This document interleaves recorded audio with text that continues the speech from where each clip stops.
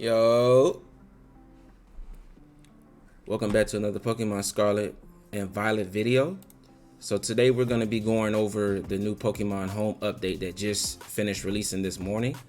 It is rolling out to everyone in bunches, so you might not get it immediately, but go ahead and go onto your Switch or your phone and click the download button and wait for the maintenance to end. It is rolling out over a 30-hour period, so you should be getting it within, the time that I'm posting this video and throughout the end of the day, right?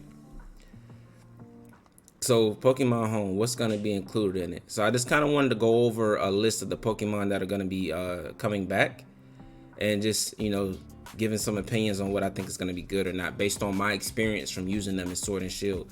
I did start playing in Sword and Shield. I've been playing Pokemon since I was a kid, but I recently came back to it during the pandemic in 2020. So that was during Generation 8 with the Dynamax. So I hadn't played Generation 7, 6, or 5. The last generation I actually played as a kid was 4.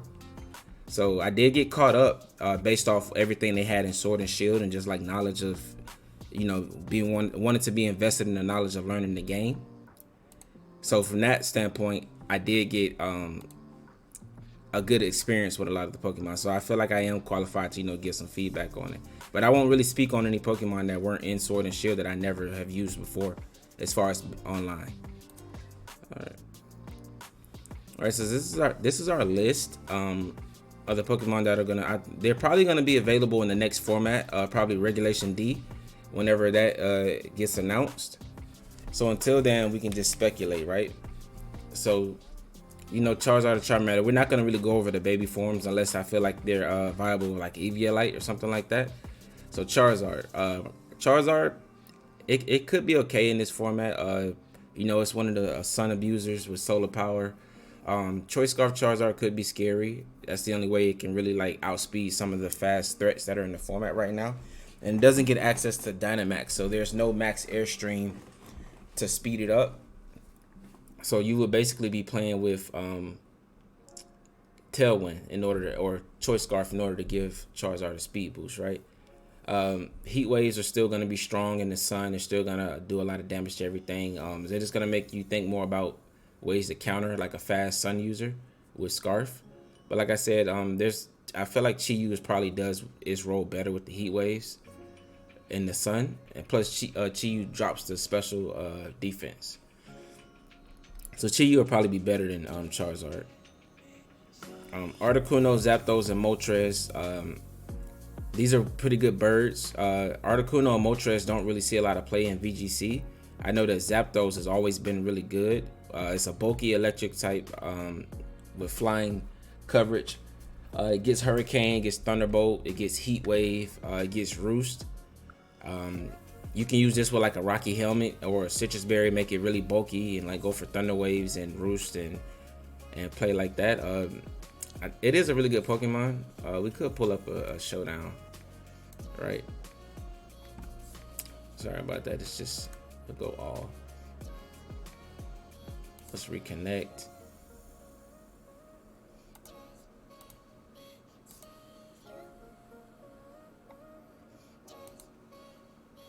I'm not sure what's going on with that.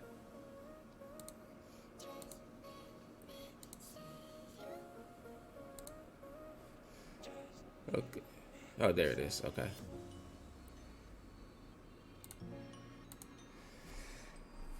All right. So Zapdos.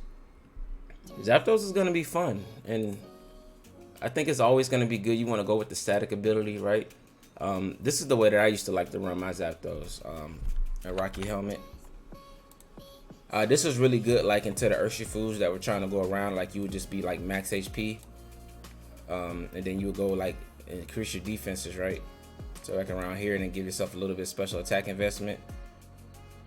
And then you would just you really didn't need speed because Zapdos is kind of bulky, and you're gonna play for the bulk, right? And now you could use a set like this, and then have Roost, Thunderbolt, Thunder Wave.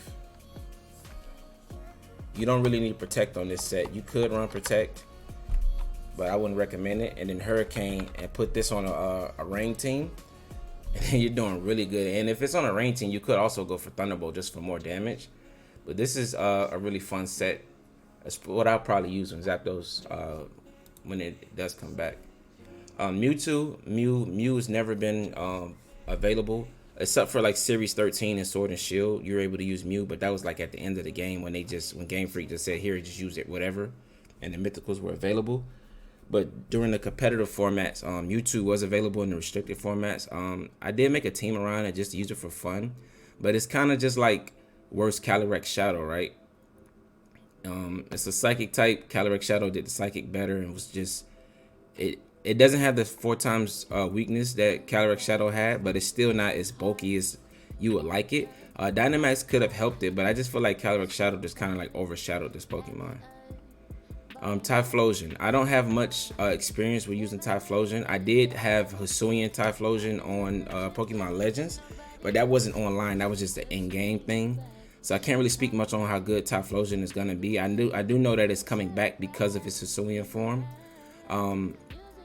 I can imagine like if we can just go for theories here.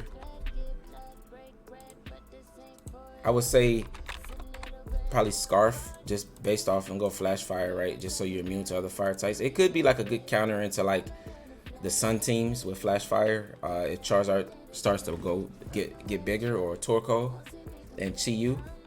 But I mean, Chi-Yu can just hit you with a Dark Pulse, and you're not enjoying that, right? 85 special defense, you're not really taking that too well. But you could go max attack, max speed, max special attack, and then go for Eruption, right? I do know that it gets that. So it's probably one of the fastest Eruption users that can actually take advantage of it.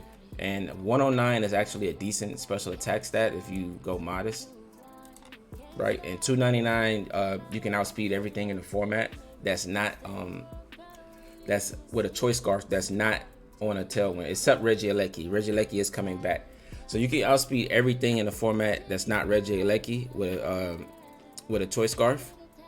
And then you can go for modest, and you can do this while not having to be timid, right? So this could be a decent set. Like this in the Sun can be pretty threatening. As long as they don't have Regieleki to drop your speed, you'll outspeed everything that's not on Booster Energy or Tailwind or another like Weather Abuser Speedmon, like Chlorophyll or Swift Swim, Slush Rush, things like that. So it could be fun. And if you're in your own weather, then you only have to worry about Chlorophyll users, right? You don't have to worry about the other weathers. So I actually will, build something around trying Choice Scarf Eruption off. I think it can be fun. Right. We could delve more into the Pokemon. I'm actually I want to make a separate video highlighting some sets and ranking these Pokemon, which will be a little bit longer. So I just wanted to push something quick out. So I know you all love it when I do get into these the sets and things like that, but we'll say that for a video coming out later, right? So let's just review what's coming back. So we have Kyogre coming back, Groudon, Rayquaza, Uxie, Mesprit, Azelf, Dialga, Palkia. They won't be available until the restricted format, right? As well as Kyogre, Groudon, and Rayquaza. These two are going to be good. I want to see how Groudon is going to do next to Koraidon, because they're both restricteds that bring out the sun. I want to see which one is actually going to be the better of the two. In my opinion, I think it's going to boil down to Groudon having the ground typing, going well with some of the fairies in the format and other Pokemon that like to play alongside Groudon in the sun. But we'll see. We'll see if Koraidon can shake something up and make you actually have to make a choice which one you want to use as your Sunsetter, right? Because once this comes, like, you're not really going to see Torkoal. I wonder if these two origin forms are going to be available in the restricted format, kind of like how Zacian has his crown form and the Calyrex had the fusions, right? I wonder if their forms will be available to play with, because then that'll kind of make you not really want to have to use these two. And the other two I think are stronger. Heatran, Giratina, bulky, never really been that good, but you can win with it if you want to play a bulky. Actually, in this format with not having Dynamax, like this thing can get really bulky, right? Cresselia, Arceus. Arceus won't be available, so mythical. Samurott, interesting. The Weather Genies, Landorus, Thundurus, Tornadus. This is always going to be good. Priority Tailwind, priority Thunder Waves. These two are always kind of better than this, but this can actually, since there's no Dynamax, this will actually be really good. I think this with Sheer Force and Earth Power is going to be really good. Meloetta, Mythical, not available. I've never used Chestnut, so I'm interested to see how that functions in VGC, because I was not in the format in Gen 7, Gen 6. Same with Delphox, same with Greninja. Greninja is one of my favorite Pokemons, definitely top 5. Can't wait to play with it. When I did go back and play the Gen 6 game, it was the starter that I chose to pick to beat that game. Deancey, Mythical is not available. Carbink, I believe Carbink was available. I think it was available in Sword and Shield to use, not in the Mythical format. I'm not 100% sure. I don't remember. It wasn't that good. I did know it was like Trick Room with Sturdy, Body Press, and Dazzling Gleam, stuff like that. I do think it was available to use outside of Series 13. Hoopa, Mythical, Volcanion, Mythical, they won't be available. But they'll be in the game, you just can't use them in the format, right? Unless they come out with a Mythical format. Same with Magearna. The Decidueye, I didn't get to really use it that much in Sword and Shield. I tried it and it wasn't that good, so I just kind of shelved it. Rillaboom's a staple. Fake Out, Grassy Surge, Grassy Glide, High Horsepower, Knockoff, Superpower. This Pokemon is always really good. It's like the best grass type that's not like a legendary that there ever was, right? It's up there in like top 5 of starters, best of all time. I think Incineroar might be the best starter of all time. Rillaboom's definitely in that top 5, right? It's literally the best grass type starter in my opinion. The Fake Out Grassy Glide alone is just enough. With Grassy Surge, just enough to make this like, it's really good for like good positioning. It gets U-turn as well, so you can reposition it to get more Fake Outs without having a hard switch. It's a really good Pokemon. Cinderace is the starter that everyone probably clicked when they first played Sword and Shield, just because of how cool it looked to play soccer. It's a really cool Pokemon. Librio kind of got nerfed. So the old Cinderace that we saw in Generation 8 with the Dynamax Pyro Balls and just switching your type throughout the whole game, having like a bunch of different coverage moves, that'll be no more, because you can only change your type once and there's no Dynamax, right? But I still think it can be decent. We'll see how it does in the format. It's gonna kind of play like Meowscarada, but it on the fire side, right? So we'll see how that does. Inteleon holds a dear spot to my heart, because when I got back into Pokemon, the first game that I got in 2020 was Sword and Shield, and I had to beat the game before I could start playing competitive, right? So I had to choose a starter, and the starter that I chose for my renaissance for coming back to Pokemon was actually Inteleon, which was a great choice for me, right? I loved it, and it's kind of dear to my heart in that opinion. Zacian and Zamazenta, we all know Zamazenta is like the sad brother of the two. Zacian was incredible in Sword and Shield. Eternatus, Urshifu Water, Urshifu Dark, they're amazing. They go through Protect. They're going to be really good. Zaru's not going to be available, so Mythical. Regieleki, the fastest Pokemon ever. Fast Electro Webs, now can Terra into like doing more electric damage if it wasn't already doing enough electric damage. Regidrago, same thing. Really strong dragon type attacks. Glastrier, powerful ice type. Good in non-restricted formats. Kind of got overshadowed by Calyrex Fusion once they came. Same with Spectrier. Calyrex, this is not really a good Pokemon, but when fused with these two, this won Worlds, right? So that just tells you how good that Pokemon was. Weirdeer, Cleavar, I think Weirdeer is going to be a decent Trick Room setter with Intimidate. Cleavar, I don't know how good it's going to be. It depends on like how good it's going to be with a Scarf. I don't see really, maybe Focus Sash will be okay. I do feel like these Pokemon kind of like missed their opportunity to have fun with them, because if these came before the Paradox and the Ruin, I think they would all be like standouts. Like I think Ursaluna would be like the best ground type before Great Touch, right? But now that we have the Ruins and the Paradox, I think it kind of like drops these down. I think they can be okay if you want to use them, but I think they're kind of held back by them coming just a little bit too late, right? I think they should have been there at the beginning of the game. And Enamorous, the female of the genies, right? We'll see how good this is, Fairy and Flying. We'll see how good it does.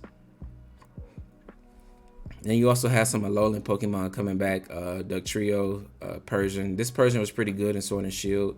Arcanine, Slowbro, Quick Draw with Quick Claws, a fun set to use. This is going to be really fun with Scarf. Never used Muck, so I'm interested to see how good that does. Hisuian Electro is going to be fun to use, the electric and grass type.